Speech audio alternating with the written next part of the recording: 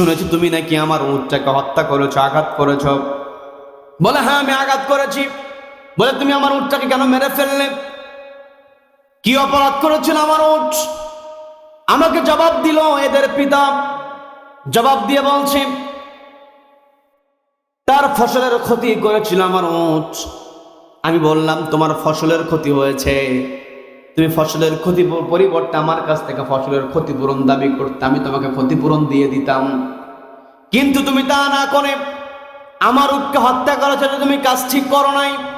না জানি কত যন্ত্রণায় ছটফট করেছে আমার উট, আমার উটের কত ব্যথা হয়েছে, কষ্ট হয়েছে। যখন আমি তাকে এই কথা বললাম, সে আমার কথা শুনে আমার সঙ্গে একটু টিটকেরি করতে লাগলো। উটের জন্য আবার ব্যথা, উটের আবার ব্যথা, উটের আবার মায়া। আমি আমার উটের প্রতি মোহাব্বত ভালোবাসার কথা আমি বলেছি। উটের প্রতি মায়ের কথা শোনার পরে টিটকেরি করে যখন বললো উটের আবার কিসের ব্যথা, উটের জন্য এত মায়া তোমার, এই কথা বলার সঙ্গে সঙ্গে আমি একটু মেজাজি হয়ে গেলাম। আমি মেজাজি হয়ে একটা পাথর গন্ড হাতে নিলাম। হাতে নিয়ে আস্তে করে এদের পিতাকে একটু আঘাত করে বোঝাতে চাইছিলাম যে দেখো তোমাকে পাথর খণ্ড দিয়ে আঘাত করলে কেমন ব্যথা লাগে। আমি চেয়েছিলাম আস্তে আঘাত করতে, মৃদু আঘাত করে আমি তার কষ্ট বোঝানোর চিন্তা করেছিলাম যে কষ্ট কেমন হয় দেখো। আমি এজন্য কি করলাম, আস্তে করে পাথর খণ্ড নিয়ে তাকে আঘাত করব শুধু বোঝানোর জন্য। মৃদু আঘাত করে তাকে বলতে পারবো আস্তে আঘাতেই তুমি ব্যথায় আ করে উঠেছ। অথচ এমন তুমি আঘাত আমার উটকে করেছো, উট আর বাঁচানে মারা গিয়েছে। না জানি কত কত কষ্ট তুমি তাকে দিয়েছ। এই উদ্দেশ্য নিয়ে যখন আমি তাকে আস্তে করে পাথর দিয়ে আঘাত করতে গেলাম, আমার দিকে উত্তেজিত হয়ে এগিয়ে এসেছে। যখন আমার দিকে উত্তেজিত হয়ে এগিয়ে এসেছে, তখন আঘাতটা আসতে লাগলো না, জোরে লেগে গেল। আমার ইচ্ছা ছিল না এদের পিতাকে হত্যা করার, কিন্তু অনাকাঙ্ক্ষিতভাবে আমার দ্বারা হত্যাকাণ্ড সংগঠিত হয়ে গিয়েছে। আমিরুল মুমিনিন, আমাকে কি ক্ষমা করা যায় নাকি? আমাকে ক্ষমা করেন। আমি সত্যি বলছি এদের পিতাকে হত্যা করার কোনো উদ্দেশ্য আমার ছিল না। আমার উদ্দেশ্য ছিল একটু ব্যথা বোঝানো। আমাকে একটু ক্ষমা করে দিন। হযরত ওমর রাদিয়াল্লাহু তাআলা বলছেন, ও যুবক, তুমি আমাকে খলিফা মনে করে আমার কাছ থেকে তুমি মাফ চাইছ, আমার কাছ থেকে তুমি ক্ষমা চাইছ। আমি খলিফা হতে পারি, আমি সর্বোচ্চ চেয়ারের মালিক আমি হতে পারি, কিন্তু তোমাকে ক্ষমা করার ক্ষেত্রে আমার কোনো ক্ষমতা নাই। তোমাকে কেবল ক্ষমা করতে পারে এই দুই ইয়াতিম বালক। বলেন আল্লাহু আকবার। এটাই হলো ইসলাম। কথা বলেন ঠিক কিনা? অথচ আমরা দেখেছি দাগী আসামিকে রাষ্ট্রপতির চেয়ারে বসে সন্ত্রাসীকে মাফ করে দেয়। কথা বলেন ঠিক কিনা? আজকে যদি ইসলাম থাকতো, তাহলে ওই রাষ্ট্রপতির পক্ষে কখনো দাগী আসামিকে ক্ষমা করা সম্ভব হতো না। হযরত ওমর তিনি বললেন, তোমাকে যদি ক্ষমা করতে পারে এই দুই বালক করতে পারে, এদের কাছ থেকে তুমি ক্ষমা চেয়ে নাও। ওই যুবক গিয়ে বলছে, দুই ভাইকে বলছে, ভাই আমার ঘটনা তোমরা শুনেছ, আমাকে কি ক্ষমা করে দেওয়া যায় নাকি? আমি তো অনাকাঙ্ক্ষিতভাবে আঘাত করেছিলাম, আমার ইচ্ছা ছিল না। ওই দুই বালক বলছে, তুমি আমাদের পিতাকে হত্যা করেছ, পিতার হত্যার প্রতিশোধ আমরা অবশ্যই নিব। আমিরুল মুমিনিন, এই যুবককে আমরা ক্ষমা করতে পারবো না, আপনি আমাদের কিসাস দিয়ে দেন। বলেন আল্লাহু আকবার। হযরত ওমরের সামনে দৃঢ় চিত্তে কথা বলছে। আপনারা এই ঘটনাও জানেন, হযরত ওমরের জুব্বা লম্বা হয়েছে। সামান্য আদনা মুসল্লি থামিয়ে দিয়ে বলছে, জুব্বা লম্বা কেমন করে হলো, এর কৈফিয়ত আগে দেন। বলেন আল্লাহু আকবার। এটার নাম হলো ইসলাম। কথা বলেন ঠিক কিনা? ইসলাম আমাদেরকে আমানতদারিতার শিক্ষা দেয়।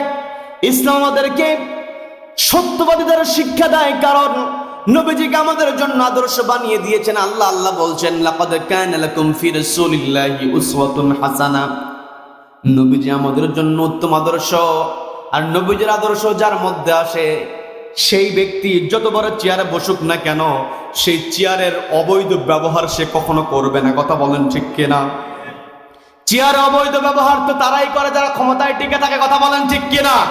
জোর করে কয়জনকে মারবা? হাজার হাজার ছাত্র জনতা ওই পিস্তলের সামনে বুক দিয়ে জালিমকে নামিয়ে দিয়েছে। কথা বলেন ঠিক কিনা? সম্মানিত বন্ধুগণ, যে কথাই ছিলাম, হযরত ওমর রাদিয়াল্লাহু তাআলার সামনে যখন ওই দুই বালক বলছে আমাদেরকে কিসাস দিয়ে দিন,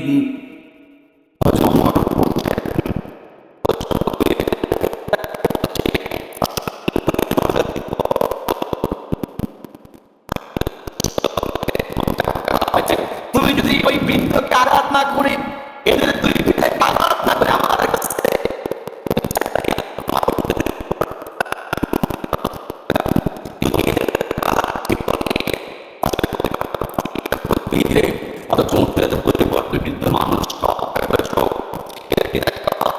কাজেই তোমার সামনে একটাই পথ, সেটা হলো তোমাকে মৃত্যুদণ্ডে দণ্ডিত হতে হবে। ওই যুবক তখন বলছে, আমিরুল মুমিনিন, আপনি ন্যায় বিচার করেন, আপনি বিচারের রায় দিয়েছেন, মৃত্যুদণ্ডের ঘোষণা আপনি দিয়েছেন, এই মৃত্যুদণ্ড মানতে আমার কোনো আপত্তি নাই, বলেন আল্লাহু আকবার। তবে আমি একটা আরজি আপনার কাছে করতে পারি, সেটা হলো আমাকে আগামী জুমার দিন পর্যন্ত একটু প্যারোলে মুক্তি দিতে হবে। প্যারোলে মুক্তির সিস্টেম আমার দেশে আছে না নাই? সবাইকে বলতে আছে না নাই? আছে, কিন্তু এটা ব্যবহারে হয় শুধুমাত্র নিজের দলের লোকজনের ক্ষেত্রে। কি কথা বলেন? নিজের মতের বিরুদ্ধে যদি চলে যায়, আমরা দেখেছি, আমাদের চোখের পানি পড়েছে, আমি দেখেছি সন্তান মাকে হারিয়েছে, মায়ের জানাজায় অংশগ্রহণ করবে, সন্তানকে জানাজায় অংশগ্রহণ করতে দেবে না। এক পর্যায়ে অনুমতি না হয়েছে, কিন্তু তার হাতের মধ্যে ছিল হ্যান্ডকাফ। মায়ের জানাজা, আসামি, তার তো বিচার প্রক্রিয়াধীন, তার তো এখনো রায় আসে নাই।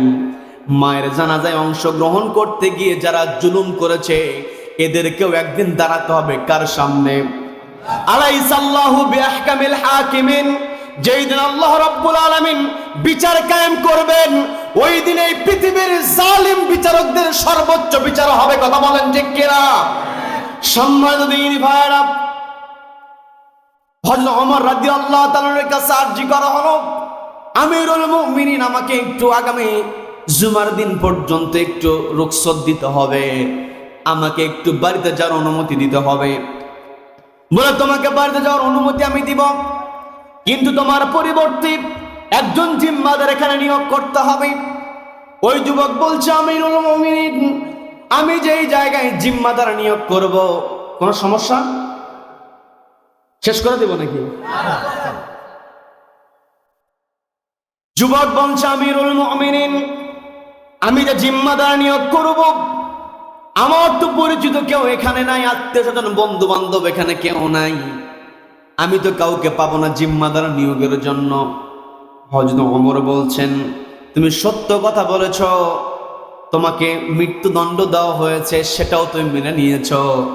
আমি বুঝতে পারছি তুমি ভালো যুবক, আদর্শবান যুবক, কিন্তু এই কথাই তো আমি তোমাকে ছেড়ে দিতে পারি না। কারণ তোমাকে যদি আমি ছেড়ে দিই, তুমি বাড়িতে যাওয়ার পরে, তোমার পরিবারের সদস্যদের সঙ্গে দেখা হওয়ার পরে, তোমার তো পৃথিবীর প্রতি টান চলে আসতে পারে, মায়া চলে আসতে পারে, সন্তানের ভালোবাসা, বাপ মায়ের ভালোবাসা, স্ত্রীর ভালোবাসা, এগুলোর কারণে তুমি হয়তো নাও আসতে পারো। তোমাকে যদি আমি ছেড়ে দেই, আর এই দুই বালক যদি বিচার না পায়, এই দুই বালক তো আমার কাছে তোমাকে হাতে উঠে দিয়েছে, আমার হাতে দুইজন বালক টেনে হিসড়ে আসামি হাতে দিয়েছে। এই আসামি হাতে পাওয়ার পরে দুই বালককে যদি আমি বিচার দিতে না পারি, তাহলে কিয়ামতের ময়দানে এই দুইজন বালক যদি আল্লাহর কাছে আমার বিরুদ্ধে অভিযোগ করে, আমি ওমর এক কদম সামনে আগাতে পারবো না। বলেন আল্লাহু আকবার। কেমন ন্যায় পরায়ণ ছিলেন! এগুলো আমাদের ইসলামের ইতিহাস। কথা বলেন ঠিক কিনা? ইসলামের ইতিহাস সর্বযুগের সর্বশ্রেষ্ঠ সোনালী ইতিহাস। মুসলমান যখন কোরআন দিয়ে শাসন করেছে, ওই সময় জনগণ সবচাইতে নিরাপদে ছিল। কথা বলেন ঠিক কিনা? হযরত ওমর রাদিয়াল্লাহু তাআলা বলছেন, তোমাকে ছেড়ে দিলে, তুমি যদি বাড়ি থেকে না আসো, তাহলে এই দুই বালককে আমি কি জবাব দেব?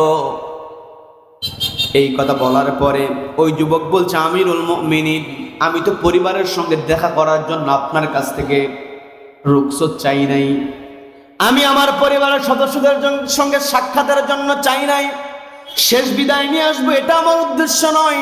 আমার উদ্দেশ্য হলো আমার পিতা কিছু সম্পদ আমার কাছে আমানত রেখে গিয়েছেন, যেগুলো আমার ভাইকে আমি এখনো বুঝিয়ে দেই নাই। এই আমানতগুলো যদি আমার ভাইকে বুঝিয়ে না দিয়ে কেন যদি আমার মৃত্যুদণ্ড কার্যকর হয়ে যায়, আমি তো আমানতের খেয়ানতকারী হয়ে যাবো। বলেন আল্লাহু আকবার। খেয়াল করে দেখেন, আমি আলোচনা শুরু করেছিলাম নবীজি ছিলেন আমানতদার, কথা বলেন ঠিক কিনা? ওই যুবক বলছে, আমিরুল মুমিনিন, পরিবারের কোন টানে আমি আপনার কাছ থেকে ছুটি চাই না, আমি আপনার কাছ থেকে ছুটি চেয়েছি, আমি আমার আমানত দায়িত্ব রক্ষা করতে চাই, আমাকে কি একটু সুযোগ দেওয়া যায় না? হযরত ওমর বলছেন, তোমার সব কথা আমি বুঝলাম, তুমি সত্যবাদী, তুমি আমানতদার, সবকিছু আমি বুঝেছি, আমি দিয়ে দেব, কিন্তু একটু আগেই তো তোমাকে বললাম, যতই তুমি আমানতদার ও সত্যবাদী হও, কখন তোমার মনের পরিবর্তন হয় এটা তো আমার জানা নাই। তোমার পরিবর্তে একজন জিম্মাদার যদি নিয়োগ করতে পারো আর তুমি যদি না আসো, তাহলে এই দুই বালককে তোমার জিম্মাদারের তার শাস্তি বাস্তবায়ন করি, বালকের বিচার আমি দিয়ে দেব। কাজেই তুমি এই জায়গায় জিম্মাদার নিয়োগ করো। ওই যুবক চিন্তা করছে, এই জায়গায় জিম্মাদার আমি কোথায় পাবো? হঠাৎ করে যুবকের মনের মধ্যে একটা আশার সঞ্চার হয়ে গেল, সেটা হলো একজন মুসলমান আরেকজন মুসলমানের ভাই, এই ভ্রাতৃত্বের বন্ধনে আবদ্ধ করে রেখেছেন কে? সবাইকে বলতে আবদ্ধ রেখেছেন কে?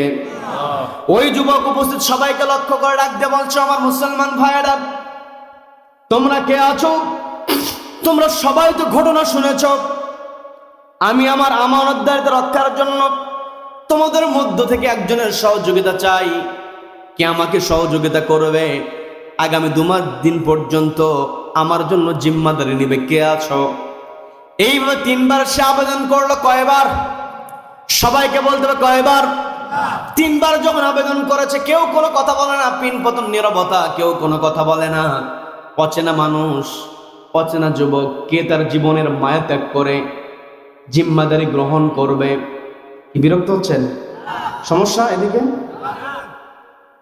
কেউ দাঁড়ালো না। হযরত ওমর রাদিয়াল্লাহু তাআলা আনহু সবকিছু দেখতে পাচ্ছেন। হঠাৎ করে দেখা গেল নবীজির একজন সাহাবী আবু যর গিফারী রাদিয়াল্লাহু তাআলা আনহু, তিনি দাঁড়িয়ে গেলেন। দাঁড়িয়ে গিয়ে বলছেন, ও যুবক, তোমার চিন্তিত হওয়ার কোনো কারণ নাই, আমি তোমার জন্য জিম্মাদারি গ্রহণ করলাম। বলেন আল্লাহু আকবার। আরেকটা বর্ণনায় পাওয়া যায়, শুধু জিম্মাদারি গ্রহণ করেন নাই, যুবককে লক্ষ্য করে বলছেন, ও ভাই, তোমার তো বাহন যেই উট ছিল সেই উটটাতে হত্যা করা হয়েছে, তুমি এখন কেমন করে যাবে? তোমার বাড়ি পর্যন্ত যাওয়ার জন্য আমি আমার ঘোড়াটা তোমাকে দিয়ে দিলাম। বলেন আল্লাহু আকবার। তুমি তোমার কাজটা সেরে দ্রুত তুমি হাজির হয়ে যাও। হযরত ওমর রাদিয়াল্লাহু তাআলা আবু যর গিফারীকে ডাক দিয়ে বলছেন, ও আবু যর গিফারী, তুমি তোমার সিদ্ধান্তটা ভালোভাবে নিয়ে নাও। যদি এই যুবক হাজির না হয়, তাহলে কিন্তু যুবকের পরিবর্তে তোমাকে ফাঁসির কাস্টে জ্বলতে হবে। আবু যর গিফারী বলছেন, আমি সবকিছু ভেবে চিন্তে সিদ্ধান্ত নিয়ে জিম্মাদারি গ্রহণ করেছি। বলেন আল্লাহু আকবার। হযরত ওমর রাদিয়াল্লাহু তাআলা অর্ডার দিয়ে দিলেন, আগামী জুমার দিনে নামাজের পরে মানুষের সমাবেশ বেশি হবে, জমায়েত বেশি হবে, উপস্থিত সবার সামনে ফাঁসি কার্যকর করা হবে। আজকে আমার দেশে এই যে বিচারালয়ে যাওয়া হয়, হত্যাকাণ্ড সংঘটিত হয় বছরের পর বছর, বাবার হত্যার বিচার বাবা দায়ের করেছে, কিন্তু সন্তান হিসাবে বাবার রায় পায় নাই। সন্তান দুনিয়া থেকে বিদায় হয়েছে, সর্বশেষ নাতি গিয়ে দাদার রায় নেয়। কথা বলেন ঠিক কিনা? কি কথা বলেন? ভিডিও স্পষ্ট আছে, আমরা দেখেছি গোটা বাংলাদেশে যেই জুলুম ছিল, বুয়েটের আবরারকে যারা হত্যা করেছে, ভিডিও ফুটেজ আছে। কি কথা বলেন? ভিডিও ফুটেজ স্পষ্ট থাকার পরেও বছরের পর বছর সময় ক্ষেপণ করা হয়। এই ভিডিও ফুটেজ দেখে হত্যার বদলে হত্যা, ওই বাইতুল মুকাররমের সামনে, হাইকোর্টের সামনে যদি ওই মাথাটা যদি ঘাড়ের উপর থেকে কেটে ফেলা হতো, পরবর্তীতে আর কারো পক্ষে হত্যা করার সাহস হতো না। কথা বলেন ঠিক কিনা? প্রকাশ্যে একটা শাস্তি বাস্তবায়িত হয়ে গেলে, যদি চুয়াডাঙ্গার একেবারে মেইন পয়েন্টে হত্যার বদলে হত্যা। চুরি করেছে, হাত কেটে দাও। চোর, একটা চোরের হাত কেটে দিলে বাকি চোরগুলো এমনিতেই ভালো হয়ে যেত। একজন সন্ত্রাসী, একজন ডাকাতের কল্লা কেটে দিলে বাকি ডাকাতগুলো, সন্ত্রাসগুলো এমনিতেই ভালো হয়ে যাবে। কথা বলেন ঠিক কিনা? হযরত আবু যর গিফারী রাদিয়াল্লাহু তাআলা আনহু তিনি বললেন, সবকিছু জেনে বুঝে আমি সিদ্ধান্ত নিয়েছি। হযরত ওমর বলতেছেন, জুমার নামাজের পরে ফাঁসি কার্যকর হবে, মৃত্যুদণ্ড রায় যেটা দিয়েছে এটা কার্যকর হবে। যুবককে বলছে, আগামী জুমার নামাজের আগে তুমি হাজির হয়ে যাবে। আর একটা বর্ণনায় পাওয়া যায় সূর্যাস্তের পূর্বেই তুমি হাজির হবে, কারণ ফাঁসিটা কার্যকর হবে সূর্যাস্তের পূর্বে। নির্ধারিত দিনের জন্য সবাই অপেক্ষা করছে। যুবক রওনা হয়ে গিয়েছে বাড়ির দিকে। নির্ধারিত দিনের অপেক্ষা সবাই। দিন গড়িয়ে গিয়ে জুমার দিন হাজির হয়েছে, এমনকি জুমার নামাজের আজান হয়ে গিয়েছে, কিন্তু যুবকের কোনো খবর নাই। ওই দুইজন বালক গিয়ে হযরত ওমরের সঙ্গে সাক্ষাৎ করে বলছে, আমিরুল মুমিনিন, আজকে জুমার নামাজের পরে তো ফাঁসি কার্যকর হওয়ার কথা, মৃত্যুদণ্ড কার্যকর করা হওয়ার কথা, কই ওই যুবককে তো পাই না, আমরা এর বিচার চাই।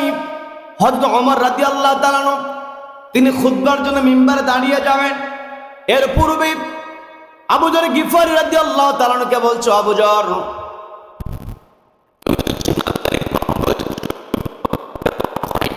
নামাজ শেষ হওয়ার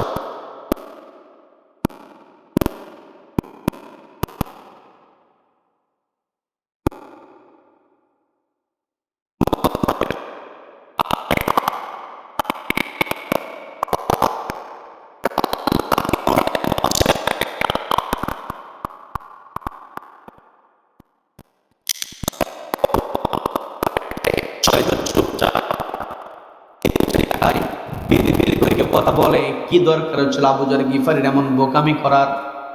চেনা নাই, জানা নাই, অচেনা এক যুবকের জন্য জিম্মাদারি গ্রহণ করেছে। কি দরকার ছিল?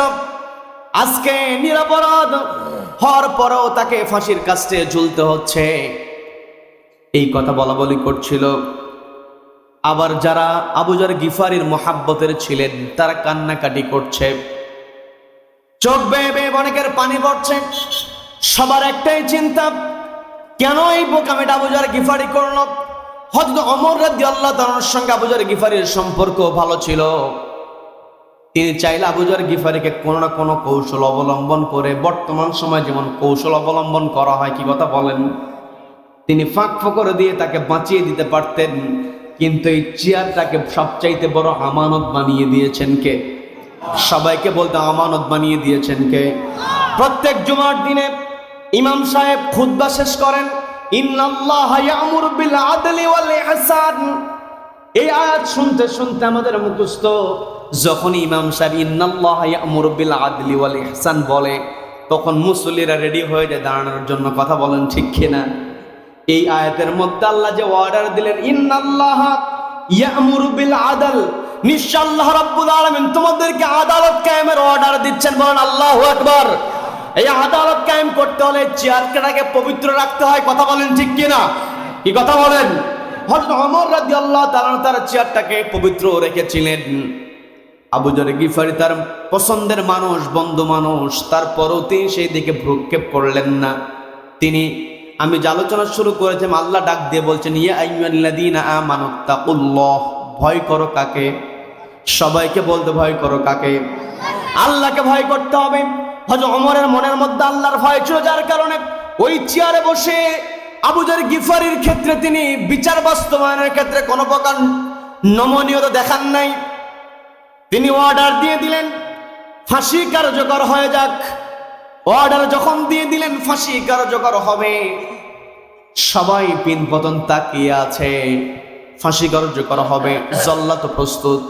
মাথা যখন আলাদা করে দেওয়া হবে, সবাই প্রস্তুতি নিয়ে আছে, সবাই দেখবে তাকিয়ে আছে। জল্লাদ মৃত্যুদণ্ড কার্যকর করবে একেবারে চূড়ান্ত সময়। হঠাৎ করে মাঝখান থেকে একজন চিৎকার দিয়ে উঠেছে। এই যে আপনারা সবাই আমার দিকে তাকিয়ে আছেন, কথা মনোযোগ দিয়ে শুনছেন, হঠাৎ করে মাঝখান থেকে কোনো ভাই যদি চিৎকার দিয়ে ওঠে, কেউ কিন্তু আমার দিকে তাকাবেন না। ওই ভাইয়ের দিকে তাকাবেন। কি কথা বলেন? আবার টেস্ট করার দরকার নাই।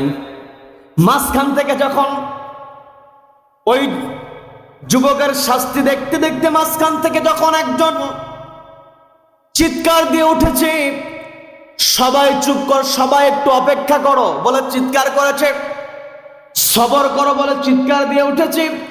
সবাই তার দিকে তাকিয়ে বলছে, কি ব্যাপার, তোমার আবার কি হলো? এই দিকে আবু যরের চিন্তায় আমরা পেরেশান হয়ে আছি, তুমি আবার চিৎকার করো কেন? ওই চিৎকারকারী জবাব দিয়ে বলছে, দেখো দূর পথে কাকে যেন মরুভূমির মধ্যে এইদিকে এগিয়ে আসতে দেখা যায়। হলেও তো ওই সর এটা ওই যুবক হতে পারে, আমরা একটু অপেক্ষা করি। ওই সরি এই জায়গায় উপস্থিত হওয়া পর্যন্ত আমরা অপেক্ষা করি। যদি ওই সরি যুবক হয় তাহলে তো আবু যর গিফারি বেঁচে গেল, আর যদি ওই যুবক না হয় তাহলে তখন নয় ফাঁসি কার্যকর হবে। একটু অপেক্ষা করা হোক। হযরত ওমরকে বলা হলো, আমিরুল মুমিনিন, আপনি একটু অনুমতি দেন, আপনি একটু অর্ডার দিয়ে দেন, একটু অপেক্ষা করার অর্ডার আপনি দেন।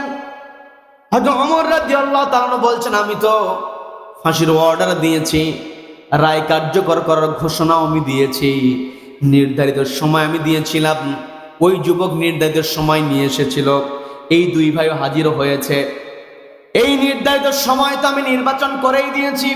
এখন যদি আবু যর গিফারির শাস্তিকে কেউ ঠেকাতে পারে, আমি ওমর ঠেকাতে পারবো না, এই দুই ভাই কেবল ঠেকাতে পারে। বলেন আল্লাহু আকবার। চিন্তা করে দেখেন, এটাই হলো ইসলামের সোনালী যুগ। কথা বলেন ঠিক কিনা? কথা বলেন ঠিক কিনা?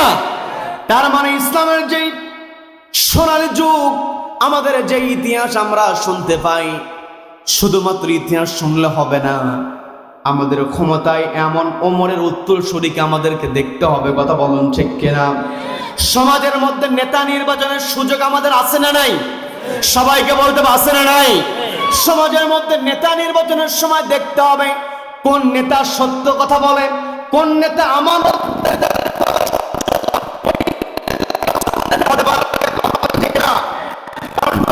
আমাদের আদর্শ।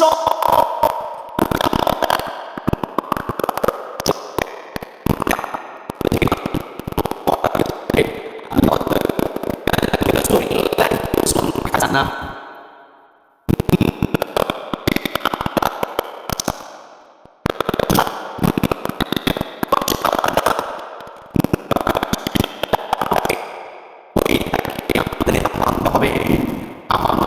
সত্যবাদিতা দেখে যদি আমরা সমাজের নেতা নির্বাচন করি, তাহলে এই সমাজটাও হয়ে যাবে শান্তির সমাজ। কথা বলেন ঠিক কিনা? পর্দালের মা বোনেরা, আপনারা শুনবেন, নবীজি যে ইসলাম প্রচার করেছেন, নবীজি যে তার আদর্শ প্রতিষ্ঠা করেছেন, নবীজি সাহাবীদেরকে আকৃষ্ট করেছেন তার আচার আচরণ দিয়ে, আল্লাহর অর্ডার তিনি পালন করেছেন। আয়েশা সিদ্দিকা রাদিয়াল্লাহু তাআলাকে প্রশ্ন করা হলো, নবীদের চরিত্র সম্পর্কে একটু বলুন। আয়েশা সিদ্দিকা বললেন, কানা খুলুকুহুল কুরআন, গোটা কোরআনটাই হলো নবীদের চরিত্র। বলেন আল্লাহু আকবার। নবীজির চরিত্র গোটা কোরআন, কোরআনে যা আছে নবীজির চরিত্রে তা আছে, নবীজির চরিত্রে যা আছে কোরআনেই তা আছে। বলেন আল্লাহু আকবার। ওই নেতার পিছনেই দৌড়াতে হবে যেই নেতা নবীজিকে নেতা মেনে নিয়েছে, যেই নেতা মিথ্যা কথা বলে, যেই নেতা আমানতদারিতার খেয়ানত করে, ওই নেতার পিছনে মুসলমান কখনো দৌড়াতে পারে না। কথা বলেন ঠিক কিনা? সম্মানিত দিনী ভাইয়েরা, পর্দালের মা বোনেরা, নবীজি তার আদর্শ যখন প্রতিষ্ঠা করতে গিয়েছেন, বিভিন্ন বিপদের সম্মুখীন হয়েছেন। ওই বিপদের সময় নবীজিকে সবচাইতে বেশি যিনি সহযোগিতা করেছেন তিনি হলেন খাদিজাতুল কুবরা রাদিয়াল্লাহু তাআলা আনহা। কথা বলেন ঠিক কিনা? মা, আপনাকে দৃষ্টি আকর্ষণ করে বলছি, আপনাকে খাদিজার মতো হতে হবে, আপনাকে আয়েশার মতো হতে হবে, আপনাকে আসিয়ার মতো হতে হবে। কথা বলেন ঠিক কিনা? মা, নবীজি যখন পৃথিবীতে আগমন করলেন, মা আপনাকে ডাক দিয়ে বলছে, আপনি একটু বোঝার চেষ্টা করেন। ও আমার দিনী বোন, আপনাকে বোঝার জন্য বলছি, আপনি একটু বোঝার চেষ্টা করেন। নবী যখন পৃথিবীতে আগমন করেছেন, ওই সময়টা ছিল জাহেলিয়াতের যুগ, যেই যুগে কোন বাবা তার কন্যা সন্তানের পিতার পরিচয় দিত না। কথা বলেন ঠিক কিনা? জীবন্ত মাটিতে পুঁতে ফেলা হতো কন্যাদেরকে, মেয়েদেরকে জীবন্ত মাটিতে পুঁতে ফেলা হতো। আপনারা অনেক ঘটনা জানেন, ঘটনার দিকে যাব না। শুধু মা আপনাকে আমি একটা কথা বলতে চাই, যেই সময়টাতে পুরুষেরা কন্যা সন্তানের পিতার পরিচয় দিতে লজ্জাবোধ করত, ওই সময়টাতে নবীজি বললেন, তোমরা কন্যাদের পিতাতে লজ্জিত হয় না। ইন্নি আবুল বানাত, আমি হলাম কন্যাদের পিতা। বলেন আল্লাহু আকবার। নবীজি পরিচয় দিয়ে দিলেন, আমি কন্যাদের পিতা।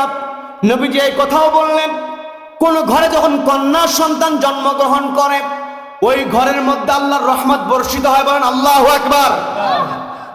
কন্যা সন্তান হলো রহমত। আবার স্ত্রীর বিবাহ, ওই কন্যার যখন বিবাহ হয়ে যায় তখন তার পরিচয় হয়ে যায় একজন স্ত্রী। একজন স্ত্রী যখন স্বামীর ঘরে প্রবেশ করে, ওই স্ত্রীটা স্বামীর জন্য সবচাইতে বড় আমানত। বলেন আল্লাহু আকবার।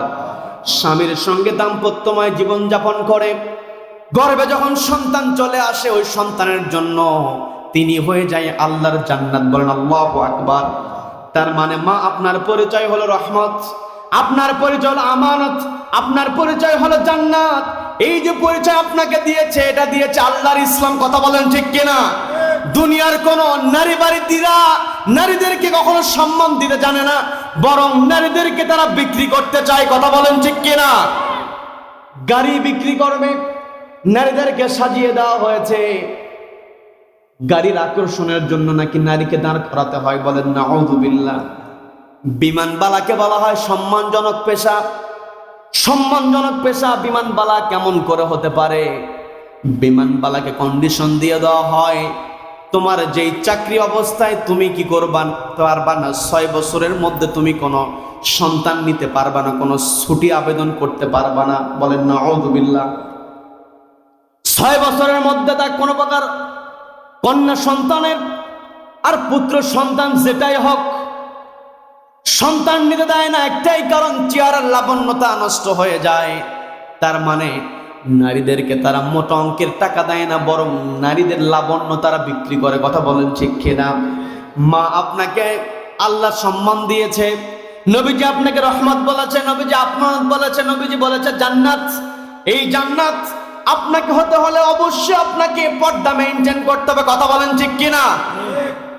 খাদিজাতুল কুবরা রাদিয়াল্লাহু তাআলা আনহা নবীজির জন্য কত কষ্ট করেছেন। যারা হাজী সাহেব হজ করতে গিয়েছেন, উমরা করতে গিয়েছেন, ওই গুহা পর্যন্ত উঠতে গিয়ে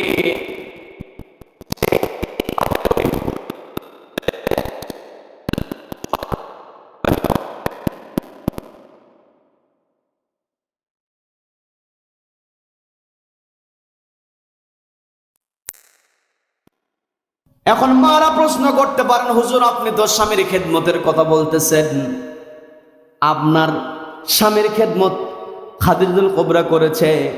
নবীজির বৈশিষ্ট্য ছিল সর্বোচ্চ বৈশিষ্ট্য, সর্বোত্তম চরিত্রের অধিকারী ছিলেন বলে খাদিজা পেরেছে, কিন্তু আমার স্বামী তো সেই রকম না। কি কথা বলেন? কি কথা বলেন? আপনি তাকাবেন আসিয়ার দিকে, কি কথা বলেন? কি কথা বলেন? আসিয়ার সঙ্গে ফেরাউন কত অত্যাচার করেছে, শেষ পর্যন্ত তাকে হত্যা করেছে, হাতের মধ্যে পেরেক দিয়েছে। বিস্তারিত ঘটনার দিকে যাব না। মা আপনাকে দৃষ্টি আকর্ষণ করে বলছি, আপনার পরিবারের দায়িত্ব আপনাকে নিতে হবে। অবশ্যই পরিবারের মধ্যে খুনসুটি হতেই পারে, কথা কাটাকাটি হতেই পারে, স্বামী স্ত্রী উভয়ের ব্যাপারে দায়িত্বশীল হতে হবে। কথা বলেন ঠিক কিনা? স্ত্রীকে মূল্যায়ন করতে চায় না, যার কারণে স্ত্রীও মূল্যায়ন করতে চায় না। মনে হয় সেখানে পার্লামেন্ট মেম্বার নির্বাচন শুরু হয়ে গেছে। কথা বলেন ঠিক কিনা? একজন প্রার্থী আরেকজন প্রার্থীর সঙ্গে যে এরকম ঝগড়া করে, খুনসুটি ভুল ধরে, এই সমাবেশে গিয়ে অমুক প্রার্থীর বিরুদ্ধে বলে, ওই প্রার্থী আবার ওই সমাবেশে ওই প্রার্থীর বিরুদ্ধে বলে। কি কথা বলেন? পরিবারের মধ্যে স্বামী স্ত্রীর অবস্থা অমন হয়ে যায়। না না, পরিবারটা হলো রহমত। কথা বলেন ঠিক কিনা? এই রহমতের জায়গা তখনই রহমতে থাকবে যখন উভয়ে দায়িত্ব নিয়ে পরস্পরকে সম্মান করবে। আমাদের মা বোনদেরকে আল্লাহ কবুল করেন। বলেন আমিন, বলেন আমিন। মা আপনাকে একটা কথা বলে যায়, আপনার সম্মান হলো পর্দার মধ্যে। কি কথা বলেন? আপনার সম্মান অবশ্যই পর্দার মধ্যে। আপনাকে পর্দায় থাকতে হবে। এই পর্দার বিধান হুজুরেরা বলে না এই পর্দার বিধান কোরআনের মধ্যে দিয়েছেন কে? কে দিয়েছেন? এই পর্দার ব্যাপারে আমার দেশের কথিত নারীবাদীরা নারীদেরকে উস্কে দেওয়ার চেষ্টা করে। তারা বলে ইসলাম যদি ক্ষমতায় আসে তাহলে নারীদেরকে ঘরের মধ্যে প্যাকেট করা হবে। না না, নবীজি যুদ্ধের ময়দানে পর্যন্ত নারীদেরকে সঙ্গে নিয়ে গেছেন। কথা বলেন ঠিক কিনা? ইসলামের পুরো নীতিমালা আপনাকে জানতে হবে। খণ্ডিত অংশ জেনে ইসলামের বিরুদ্ধে কখনো মন্তব্য করা যাবে না। কথা বলেন ঠিক কিনা? সম্মানিত বন্ধুগণ, যে কথায় ছিলাম, ওই যে ওমর রাদিয়াল্লাহু তাআলা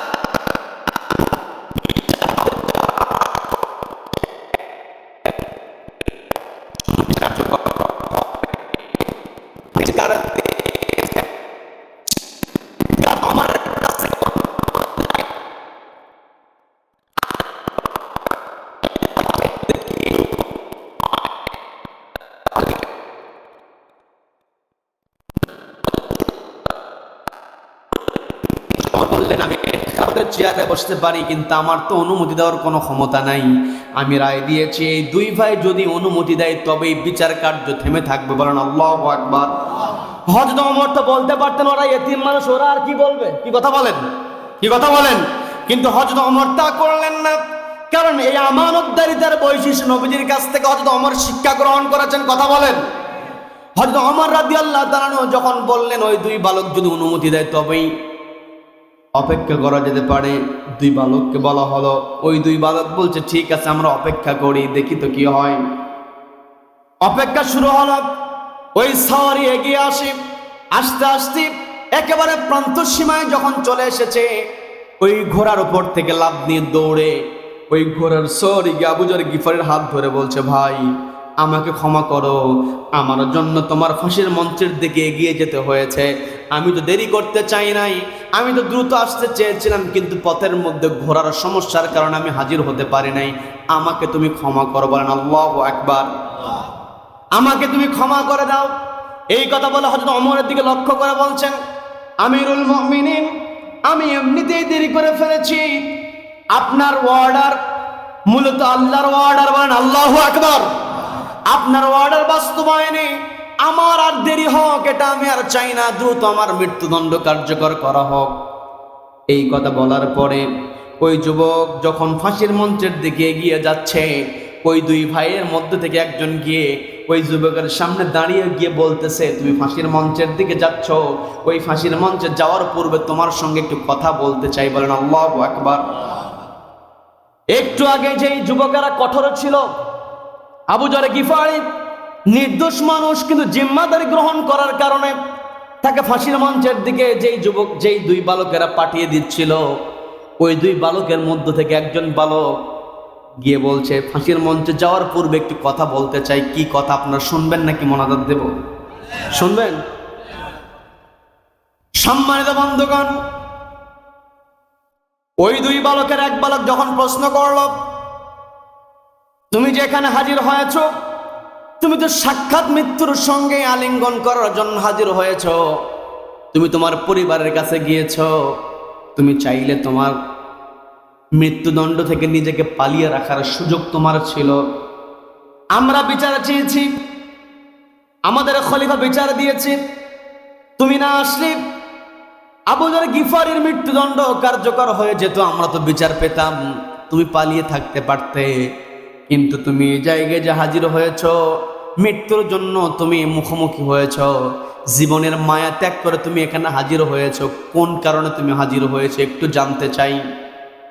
যুবক বংশে যদি জানতেই চাও একেবারে সংক্ষেপে বলি, আমি ওই দিন যখন সবাইকে লক্ষ্য করে বলেছিলাম ও আমার মুসলমান ভাইয়েরা তোমরা কে আছো আমার জিম্মাদারি গ্রহণ করবে, ওই দিন আমি নিজেকে মুসলিম পরিচয় দিয়েছিলাম। আবার আমি ওয়াদাবদ্ধ হয়েছিলাম নির্ধারিত সময়ের পূর্বে আমি হাজির হব, আমি ওয়াদা করেছিলাম। নিজের পরিচয় দিয়েছিলাম মুসলিম, মুসলিম পরিচয় দিয়ে আমার ভাই আবু যর গিফারিকে আমি জিম্মাদার নিয়োগ করে চলে গিয়েছিলাম। আমি যদি বাড়িতে গিয়ে আমার পরিবারের টানে এই জায়গা হাজির না হতাম আমি পারতাম, কিন্তু আমি চিন্তা করে দেখেছি আমি যদি ওই জায়গা হাজির না হই আমি তো আমার পরিচয় দিয়েছি মুসলিম, আমি ওয়াদা করেছি, আমার ভাই আবু যর গিফারিকে জিম্মাদার নিয়োগ করেছি। এখন আমি যদি আমার মরণের ভয় ওই জায়গায় হাজির না হই, তাহলে ইতিহাস রচিত হয়ে যাবে একজন মুসলিম যুবক মৃত্যুর ভয়ে তার ওয়াদা ভঙ্গ করেছে, অপরাধ নিজে করে আর একজন মুসলমান ভাইকে জিম্মাদার বানিয়ে তাকে মৃত্যুর মুখে ঠেলে দিয়েছে। আমি যদি এখানে হাজির না হই, তাহলে মুসলিম যুবক অর্থাৎ আমি তো মুসলমান, আমার দ্বারা এমন ন্যাক্কারজনক ঘটনা সংঘটিত হবে আর আমার দ্বারা মুসলিম জাতির কলঙ্ক হবে, আমি চাই নাই। আমি চিন্তা করে দেখলাম আমার জীবনের চাইতে মুসলিম জাতিকে কলঙ্ক মুক্ত রাখা আমার বড় দায়িত্ব। বলেন আল্লাহু আকবার, বলেন আল্লাহু আকবার। আমি এই জন্য আমার জীবনের মায়া ত্যাগ করে আমি এখানে হাজির হয়েছি। যারা মুসলমান হয় তারা এত দায়িত্ববান হয়। আমরা তো হযরত ওমর রাদিয়াল্লাহু তাআলার কথা বলছিলাম, নবীজির দ্বিতীয় অর্থাৎ নবীজির সবচাইতে কাছের নবীজির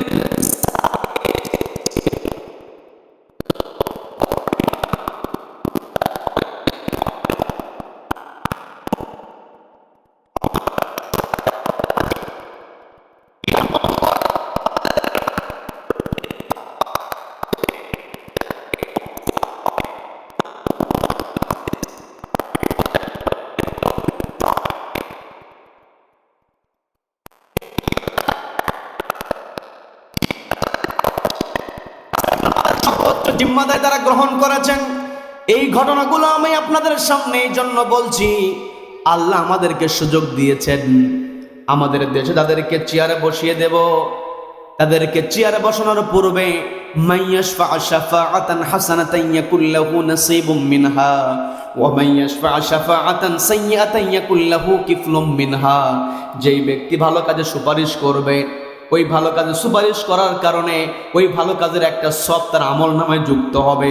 ওয়া মাইয়াশফা শাফাআতান সাইয়্যাতান, যেই ব্যক্তি খারাপ কাজে সুপারিশ করবে, ইয়াকুল লাহু কিফলুম মিনহা, তার আমলনামায় গুনাহ যুক্ত হবে। বলেন নাউযুবিল্লাহ। এই জন্য আপনাদেরকে বলছি, ইসলামের ইতিহাস থেকে আপনারা শিক্ষা গ্রহণ করে নিন। ওমর ইবনে আব্দুল আজিজ রাহিমাহুল্লাহ তিনি একবার রাতের বেলা জেলখানার জেলারদেরকে নিয়ে বসেছেন, জেলখানার জেলারদেরকে নিয়ে মিটিং করছেন। জেলখানা থাকার দরকার আছে না নাই? সবাইকে বলবো থাকার দরকার আছে না নাই? রাষ্ট্র পরিচালনার জন্য জেলখানা থাকবে, কিন্তু শর্ত হলো জেলখানার মধ্যে থাকবে অপরাধীরা, খারাপ মানুষেরা। কি কথা বলেন? জেলখানায় যখন খারাপ মানুষ থাকে তাহলে বুঝতে হবে দেশের মধ্যে ন্যায় বিচার আছে। আর জেলখানায় যদি খারাপ মানুষ না থেকে ভালো মানুষকে বন্দি রাখা হয়, তাহলে বুঝতে হবে ফেরাউনের রাজত্ব চলছে। কথা বলেন ঠিক কিনা? আমার দেশে এমন পরিবেশ আমরা দেখেছি, ভালো মানুষদেরকে জেলখানায় বন্দি রেখে দেওয়া হয়েছে, কিন্তু শেষ পর্যন্ত ওই ভালো মানুষদেরকে জেলখানায় শেষ পর্যন্ত আর ভরতে পারে না, পালাতে বাধ্য হয়েছে। কথা বলেন ঠিক কিনা? কথা বলেন ঠিক কিনা? সম্মানিত বন্ধুগণ, আলোচনা থেকে শিক্ষা গ্রহণ করতে হবে। জেলখানার কয়েদিদের, জেলখানার জেলারদেরকে নিয়ে, কর্মকর্তাদেরকে নিয়ে ওমর ইবনে আব্দুল আজিজ তিনি মিটিং করছেন। হঠাৎ করে একজন প্রশ্ন করলেন, আমিরুল মুমিনিন, আপনার পরিবার সম্পর্কে একটু জানতে চাই, আপনার শরীরের অবস্থা সম্পর্কে একটু জানতে চাই। এই কথা যখন বলা হয়েছে, তৎকালীন সময় তেমন লাইট ছিল না, সামনে বাতি জ্বালানো ছিল। ওমর ইবনে আব্দুল আজিজ রাহিমাহুল্লাহ তিনি করলেন, ফু দিয়ে বাতিটা নিভাইয়া দিলেন। ফু দিয়ে বাতিটা নিভাইয়া দেওয়ার পরে তার কর্মচারীকে অর্ডার করলেন, বাতি জ্বালাও। আর একটা বাতি জ্বালানো হলো। যেই বাতি এত কম আলো, একজন প্রশ্ন করে উঠল, আপনি একটু আগে যেই বাতি ছিল, যেই বাতির আলো বেশি ছিল, আপনি সেই বাতি নিভিয়ে দিয়ে এই ছোট্ট বাতি জ্বালানোর কারণটা কি? ওমর ইবনে আব্দুল আজিজ রাহিমাহুল্লাহ বলছেন, একটু আগে যে বাতি জ্বালানো ছিল, এই বাতিটা ছিল রাষ্ট্রীয় কোষাগার থেকে দেওয়া বাতি, কিন্তু আমাকে তো প্রশ্ন করেছে, ব্যক্তিগত আমার পরিবার সম্পর্কে জানতে চেয়েছে, আমার শরীরের কন্ডিশন সম্পর্কে জানতে চেয়েছে। আমি চিন্তা করে দেখলাম রাষ্ট্রীয় বাতি সরবরাহ করা হয়েছে, এই জায়গায় যদি আমি আমার ব্যক্তিগত কথা বলি আর কিয়ামতের ময়দানে আল্লাহ যদি আমাকে প্রশ্ন করেন, আমি ওমর ইবনে আব্দুল আজিজ কোনো জবাব দিতে পারবো না। যার কারণে রাষ্ট্রীয় বাতি বোম নিভায়া দিয়ে আমি আমার ব্যক্তিগত বাতি জ্বালিয়ে দিয়েছি। বলেন আল্লাহু আকবার। কেমন তারা ছিলেন শুধু বাতির হিসাব। এই কথা বলার আরেকটা কারণ আছে, এই যে পানির বোতল দেখছেন, অনেক সময় পানি পান করার পরে সামান্য কিছু পানি থেকে যায়, আমরা পানির বোতলে রেখে চলে যাই। আমার দেশে এমন একজন ব্যক্তিত্ব যিনি ছিলেন, আপনার সবাই ইবনে সিনার নাম শুনেছেন। ইবনে সিনাতে টেস্ট করাতে গেলে অন্যান্য ডায়াগনস্টিক সেন্টারের চাইতে কম টাকা লাগে, কথা বলেন ঠিক কিনা? আবার ইবনে সিনার ওষুধ যদি আপনি কিনতে যান, এখানে আমার সালাম ভাই আছে, তিনি আমাকে সহযোগিতা ভালো করতে পারবেন। ইবনে সিনার কোম্পানির ওষুধের দাম অন্যান্য কোম্পানির চাইতে কম, কথা বলেন ঠিক কিনা? এই যে ইবনে সিনা, এটা চলে একটা ট্রাস্ট দিয়ে। এই ইবনে সিনা ট্রাস্ট যখন গঠন করা হয়েছিল, ওই ট্রাস্টি বোর্ডের প্রথম যিনি চেয়ারম্যান ছিলেন, তিনি ছিলেন শহীদ মীর কাসেম আলী রাহিমাহুল্লাহ।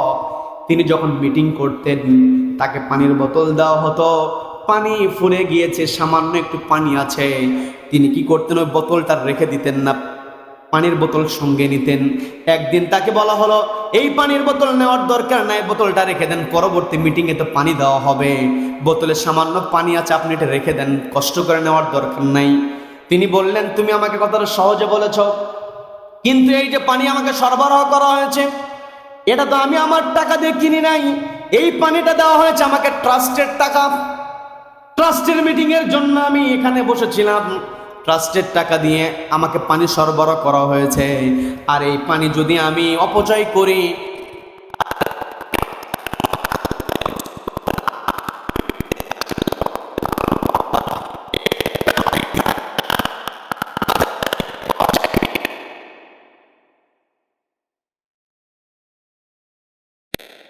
ফাঁসিতে ঝুলিয়ে দেওয়া হয়েছে, কথা বলেন ঠিক কিনা?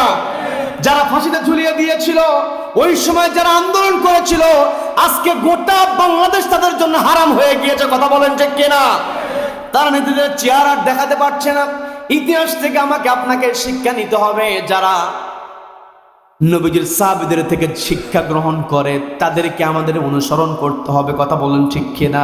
যাদের মধ্যে নবীজির আদর্শ আছে তাদেরকে আমাদেরকে মানতে হবে। বন্ধুগণ, যে কথা বলতে নিয়েছিলাম, ওই যুবক বলছে, মুসলিম জাতি আমার দ্বারা কলঙ্কিত হোক, এটা আমি চাই না, এই জন্য নিজের জীবনের মায়া ত্যাগ করে আমি ফাঁসির জন্য হাজির হয়েছি।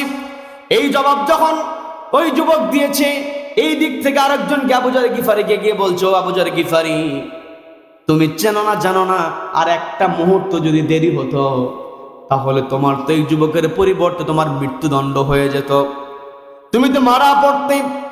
তুমি যে অচেনা যুবকের জন্য জিম্মাদারি গ্রহণ করেছ, এই জিম্মাদারি কেন তুমি গ্রহণ করলে? তুমি তো জানো যুবক না আসলে তোমার মৃত্যু হবে। তার মানে জিম্মাদারি গ্রহণ করা মানে মৃত্যুকে মেনে নেওয়া। কোন কারণে, কোন জিনিস তোমাকে টান দিয়েছে, তোমার মনে দাগ কেটেছে, যার কারণে তুমি নিজের জীবনের মায়া ত্যাগ করে এই যুবকের জন্য জিম্মাদারি গ্রহণ করেছ। আপনারা শুনবেন নাকি মনোযোগ দেব? অনেক রাত হয়ে গেছে, তো কি বলতে হবে? সম্মানিত বন্ধুগণ, যে কথায় এই প্রশ্ন যখন করা হলো, আবু যর গিফারি বলছে, আমি বিস্তারিত তোমাদেরকে বলবো না, একটু আগে যুবকের কাছ থেকে তোমরা যে উত্তরটা পেয়েছো, ওই যুবকের উত্তরের সঙ্গে আমার উত্তরটা অনেকটা মিলে যায়। সেটা হলো, ওই যুবক যেই দিন আমাদের কাছে সবার কাছ থেকে সহযোগিতা চেয়েছিল, বলেছিল, ও আমার মুসলমান ভাইয়েরা, তোমরা কে আছো আমাকে সহযোগিতা করবে, আমার জিম্মাদারি নিয়ে আমাকে আমানত দায়িত্ব রক্ষার জন্য তোমরা কে সহযোগিতা করবে, এই কথা বলে তিনবার যখন আমাদেরকে আহ্বান করেছিল, যখন আমি দেখলাম কেউ আহ্বানে সাড়া দিল না, আমি যুবকের চেহারার দিকে তাকিয়ে লক্ষ্য করলাম, যখন যুবকের যখন মৃত্যুদণ্ডের অর্ডার দেওয়া হলো, তখন আমি যুবকের চেহারার দিকে তাকিয়েছিলাম। আবার যুবককে যখন হযরত ওমর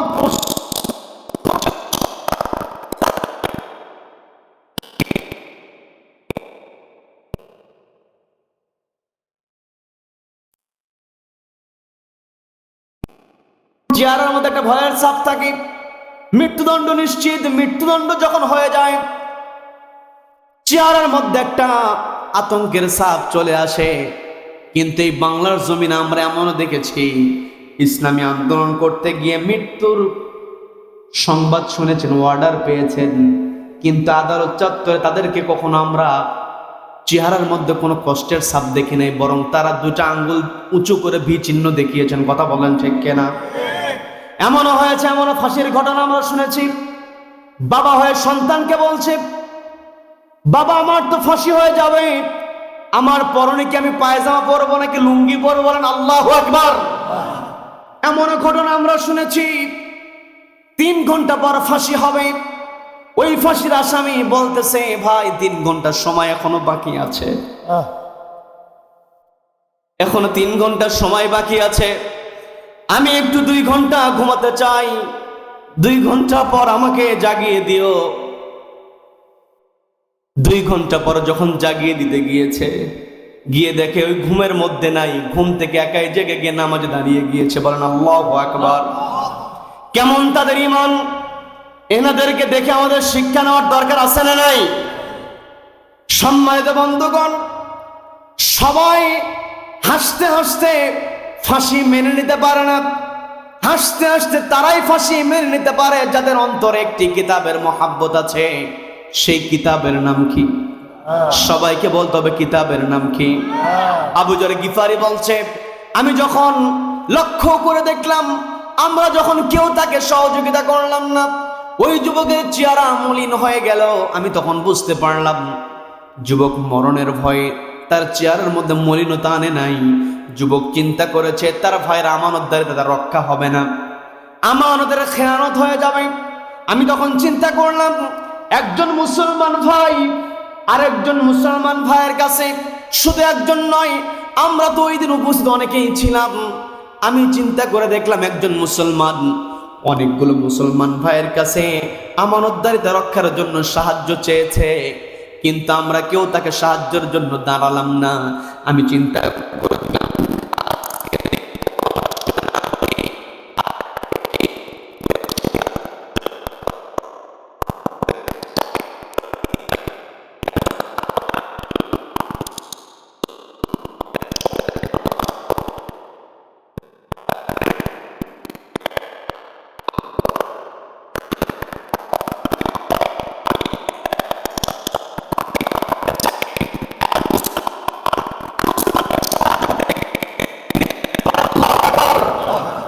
আমি আমার জীবনের মায়া ত্যাগ করে এই যুবকের জন্য আমি জিম্মাদারি নিলাম। জিম্মাদারি নিয়ে আজকে অবস্থায় এসেছি।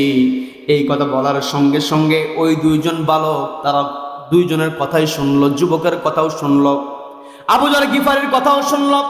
এক ভাই আরেক ভাইয়ের কাছে এগিয়ে গিয়ে বলছে, ভাই এত সুন্দর দৃশ্য আমরা দেখলাম, আমরাও তো মুসলমান, আমরাও তো চাইলে মুসলমানকে ক্ষমা করে দিতে পারি, দৃষ্টান্ত স্থাপন করতে পারি। 2 জন পরামর্শ করে এসে হযরত ওমর রাদিয়াল্লাহু তাআলা আনহুকে ডাক দিয়ে বলছে, আমিরুল মুমিনিন, আপনি বিচারের রায় দিয়েছেন ঠিক আছে, কিন্তু এই যুবক সত্যবাদী যুবক, আমানতদার যুবক, ওয়াদা পালনকারী যুবক, ওয়াদা পালন করতে মৃত্যুর মুখোমুখি হাজির হয়েছে, সে নিজেকে মুসলিমের সর্বোচ্চ দৃষ্টান্ত স্থাপন করেছে। আমার ভাই আবু যর গিফারি মুসলিম প্রমাণের জন্য অচেনা যুবকের জন্য জিম্মাদারি গ্রহণ করেছে, সহযোগিতা করেছে। আমরাও তো মুসলমান, আমরাও 2 ভাই মিলে এই যুবককে ক্ষমা করে প্রমাণ করতে চাই মুসলমান জাতি একে অপরকে সহযোগিতা করে। সুবহানাল্লাহ। মুসলমান জাতি একজন সদস্য, মুসলমান জাতির সদস্য আরেকজন মুসলমান ভাইকে ক্ষমা করে দেয়, সর্বোচ্চ নজরানা পেশ করে দেয়, এটাই হচ্ছে মুসলিম জাতির একমাত্র পরিচয়। কথা বলেন ঠিক কিনা? কথা বলেন ঠিক কিনা? যারা ইসলামকে মেনে চলে দেখবেন একই দল করে একজন আরেকজনকে দেখতে পারে না। একই সমাবেশ, কিন্তু একই সমাবেশের মধ্যে এক সাইডে এক নেতার গ্রুপ, আরেক সাইডে আরেক নেতার গ্রুপ, পিছনে এক গ্রুপ, সামনে এক গ্রুপ, টাকওয়ালা গ্রুপ, টাকসারা গ্রুপ, আছে না নাই? আছে না নাই? কিন্তু যারা কোরআনওয়ালা হয় দেখবেন তাদের মধ্যে কোনো গ্রুপ নাই। কথা বলেন ঠিক কিনা? কোরআনওয়ালাদের গ্রুপ না থাকার কারণ হলো এই কোরআন এক আল্লাহর কোরআন। কথা বলেন ঠিক কিনা? যাদের কাছে এক আল্লাহর কোরআন আছে এদের মধ্যে কোনো গ্রুপ থাকতে পারে না, এদের একটাই পরিচয়, এরা হচ্ছে মুসলমান। কথা বলেন ঠিক কিনা? আর মুসলমান যারা হবে, মুমিন যারা হবে, তাদেরকে আল্লাহ ডাক দিয়ে বলছেন, আমি শুরু করেছিলাম সূরা হাশরের 18 নম্বর আয়াত, আল্লাহ বলছেন, ইয়া আইয়ুহাল্লাযীনা আমানু, ওহে যারা ঈমান আনয়ন করেছে, ইত্তাকুল্লাহ, আল্লাহকে ভয় করো, ওয়াল তানজুর নাফসুম মা কদ্দামাত লিগাদ, তোমরা আগামী দিনের জন্য কি পাঠিয়ে দিচ্ছ, কি জমা করছো, এটা নিয়ে তোমাদের চিন্তা করা উচিত। আমরা যদি চিন্তা করতে চাই তাহলে কোরআনকে মানতে হবে। কথা বলুন ঠিক কিনা? ওয়াল তানজুর দ্বারা যেটা বোঝা যায় সেটা হলো কোরআনকে নিয়ে আমাকে আপনাকে পড়ে থাকতে হবে। আর কোরআন নিয়ে যদি আমরা চলতে চাই তাহলে নবীজিকে মানতে হবে। আমি আরেকটা আয়াতে কারিমা তেলাওয়াত করেছিলাম সূরা আহজাবের 21 নম্বর আয়াত, যেখানে আল্লাহ বললেন লাকাদ কানা লাকুম ফি রাসূলিল্লাহি উসওয়াতুন হাসানা। নবীজি হলেন একমাত্র আমাদের উত্তম আদর্শ। নবীজিকে আদর্শ হিসেবে মানতে গেলে কোরআন মানা হবে। আর যার কাছে কোরআন আছে ওই ব্যক্তি সত্যবাদী হবে, আমানতদার হবে, ওয়াদা পালনকারী হবে, ক্ষমাকারী হবে, সাহায্যকারী হবে। কথা বলেন ঠিক কিনা? তার মানে আজকে যে আলোচনা আমরা শুনলাম, আল্লাহ বলেন ওয়াল তানজুর নাফসুম মা কদ্দামাত লিগাদ। আগামী দিনের জন্য তোমরা কি পাঠিয়ে দাও এটা নিয়ে নিজেকে ভাবো। নিজেকে যদি আমরা ভাবতে চাই, ওয়াল তানজুর এই আমল যদি আমরা করতে চাই, তাহলে আমাদের 1 নম্বর সত্যবাদী হতে হবে, 2 নম্বর আমানতদার হতে হবে, 3 নম্বর আমাকে আপনাকে ওয়াদা পালনকারী হতে হবে, 4 নম্বর একে অপরকে সহযোগিতা করতে হবে, 5 নম্বর ক্ষমা করার দৃষ্টান্ত স্থাপন করতে হবে। কথা বলেন ঠিক কিনা?